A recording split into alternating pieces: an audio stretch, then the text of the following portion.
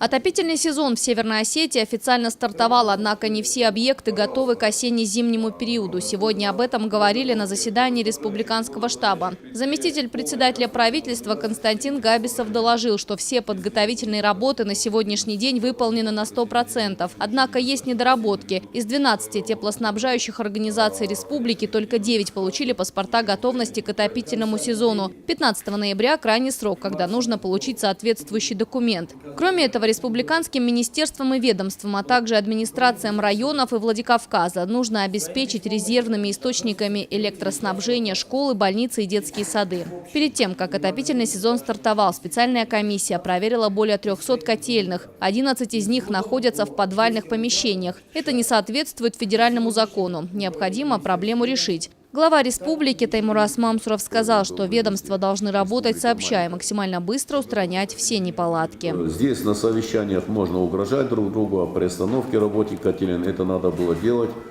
до того, как все закрутилось. Сейчас никаких приостановок, только в рабочем режиме. Можете ругать друг друга, можете даже колотить друг друга руками и ногами, но все котельные должны работать без остановки. Новая готова, подключайте ее и тогда отключайте старую. Иначе мы будем очень жестко на это реагировать.